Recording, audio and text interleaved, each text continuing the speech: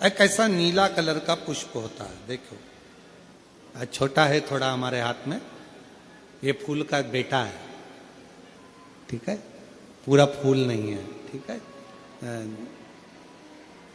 फूल का बेटा है ये छोटा सा। अच्छा दिख रहा है? का है आस्था वालों, दिखाओ तो सही, दिखाओ जरा बाजू में, और थोड़ा सा पास कर दो तो सबको नजर आ जाएगा, ठीक क्या? शंख पुष्पी, अपारिजात भी बोला जाता है इसको, ठीक है।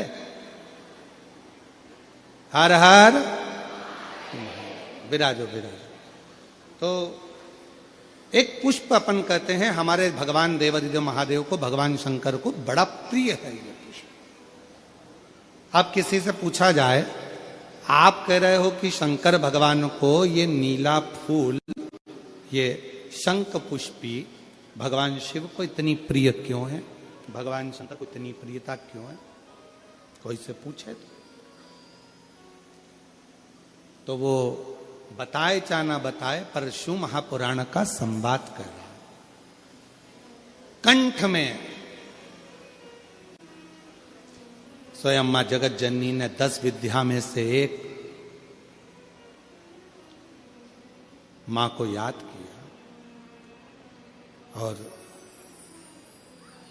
मां तारा का एक स्वरूप मां सरस्वती के रूप में विराजमान हो गया। कंठ में रहने से विष की तपन के कारण, कंठ में रहने से विष की तपन के कारण उनका स्वरूप नीला पड़ गया।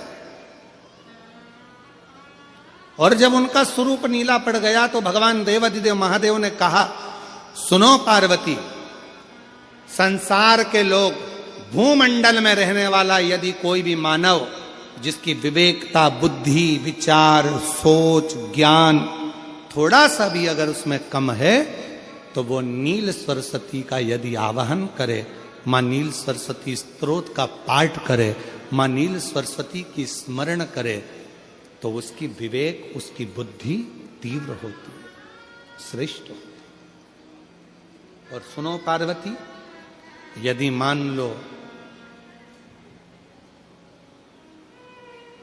कोई मान नील सरस्वती का स्तोत्र का पाठ नहीं कर पाए, आराधना नहीं कर पाए, साधना नहीं कर पाए, स्मरण ना कर पाए, अगर कोई बच्चा एक शंख पुष्पी पुष्प को समर्पित कर कर जलाधारी पर, और 1 लोटा जल यदि वो समर्पित करता है, और उस जल का आचमन कोई बच्चा नित्य प्रति करता है, तो वो बच्चा धीरे धीरे विद्वत्ता धारण करता ही जाता है। जो याद करता है वो भूलता नहीं। ये मां नील सरस्वती की कथा है। 2 सरस्वती का दर्शन आपको और हमको होता है, 2 सरस्वती का स्मरण आप और हम करते हैं। एक सरस्वती जो स्वयं श्वेत वस्त्र धारण करी है, हंस पर बैठी हैं, और बड़े आनंद के साथ में मां सरस्वती का सुंदर स्वरूप है। पर एक सरस्वती ऐसी हैं जो नीला उनका स्वरूप है, और नील सरस्वती के रूप में उनकी पूजन होती है। मां नील सरस्वती महाराज,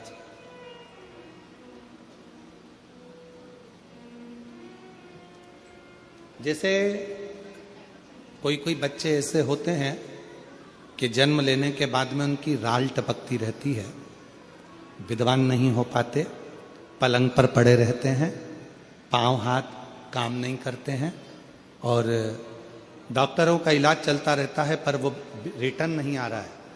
ये इनको बढ़ाओ ना।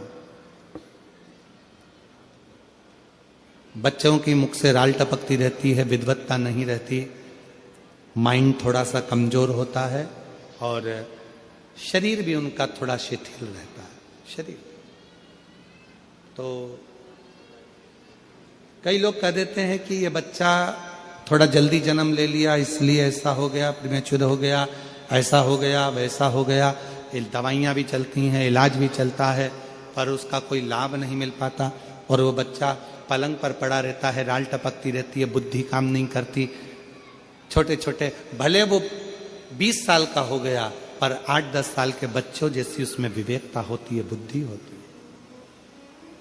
मेरा निवेदन है उन माताओं से, थोड़ी मेहनत आपको करना पड़ेगी उस बच्चे के लिए।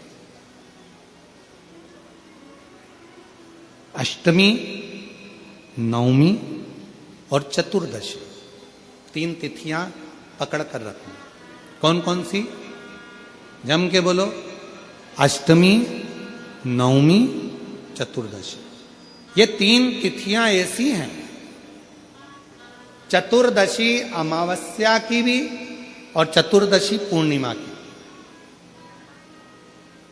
अष्टमी नवमी अमावस्या की भी और अष्टमी नवमी पूर्णिमा की। ये वो तिथियां हैं जिन तिथियों में मां नील सरस्वती का स्तोत्र का पाठ कर कर एक शंख पुष्पी पुष्प, एक अपारिजात का पुष्प जलाधारी पर रखकर 7 बार अगर जल का पात्र से जल चढ़ाया जाए और उसी जल को कटोरी में झेल लिया जाए, उस जल को 3 दिन तक लगातार यदि सुबह दोपहर शाम रोज उस बच्चे को देना चालू करी है, उसके हाथ पैर भी काम करना प्रारंभ करेंगे, उसकी बुद्धि भी काम करना प्रारंभ करेगी।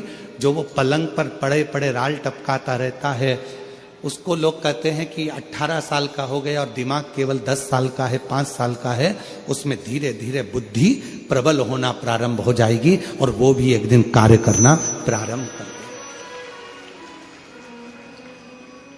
जिसको प्रीमेच्योर बच्चे भी कहते हैं। लोग कहते हैं ये बच्चा जल्दी हो गया था, ये बच्चा बीमार पड़ गया था, बचपन में इसको कोई इंजेक्शन ऐसा लग गया था, बचपन में ऐसा हो गया था, बचपन में वैसा हो गया था, गर्भाशय का जल उसके मुख में चले गया था, तो ये बच्चे की ऐसी गति हो रही है। उस बच्चे के लिए अगर आपके आसपास के क्षेत्र में भी कोई बच्चा ऐसा है तो उसको मां नील सरस्वती का स्मरण जरूर कराएं। और अगर आप लोगों के पास में मां नील सरस्वती का स्तोत्र का पाठ ना मिले तो प्रयास करिएगा, मोबाइल पर सर्च कर कर मां नील सरस्वती का स्तोत्र भी निकाल सकते हो। बाजार में से गीता प्रेस गोरखपुर की किताब में भी ला सकते हो, पढ़ भी सकते हो, घर में उसका स्तोत्र का पाठ भी कर सकते हो। मां नील सरस्वती स्तोत्र का स्मरण और बड़े भाव के साथ करें स्मरण। और कोई माताएं कह देती हैं, कोई बच्चा कह देता है मम्मी मुझे याद नहीं होता, याद करता हूं परीक्षा हॉल में जाकर भूल जाता हूं, मैं कुछ पढ़ता हूं बाद में जाके भूल जाता हूं, स्मरण में नहीं रहता। तो उनसे भी निवेदन है, आप मां नील पाठ नहीं पढ़ सकते, स्तोत्र नहीं कर सकते, संस्कृत में नहीं पढ़ सकते, तो मां नील सरस्वती के नाम से अष्टमी, नवमी और चतुर्दशी के दिन एक शंख पुष्पी पुष्प को, नीला कलर का जो फूल होता है बेल में लगा होता है, जो शिव जी को अति प्रिय होता है, उस पुष्प को आप जलाधारी पर रख दीजिए। जलाधारी जानते हो ना सब लोग, शिवलिंग पर नहीं, जलाधारी पर रख दीजिए और जल चढ़ाना 7 बार प्रारंभ करिए। बाबा देव अधिदेव महादेव आपको याददाश्तता में प्रवर करेगा। परीक्षा हॉल में जितना तुम याद कर कर गए हो, अच्छी मेहनत कर कर गए हो, तो भूलोगे नहीं, तुम्हारी बुद्धि तीव्र होती चली जाएगी, प्रबल होती चली।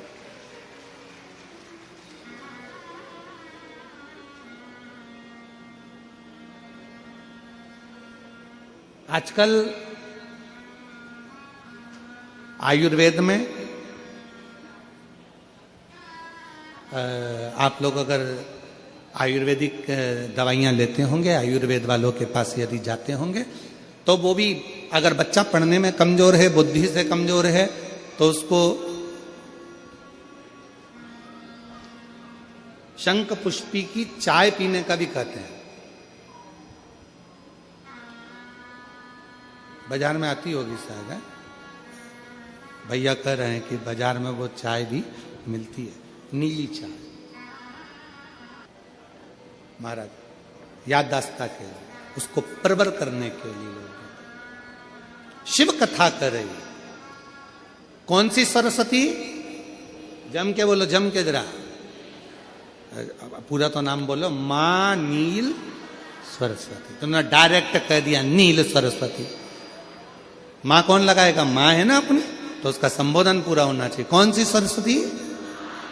मां नील सरस्वती का स्मरण सुख देता, आनंद देता।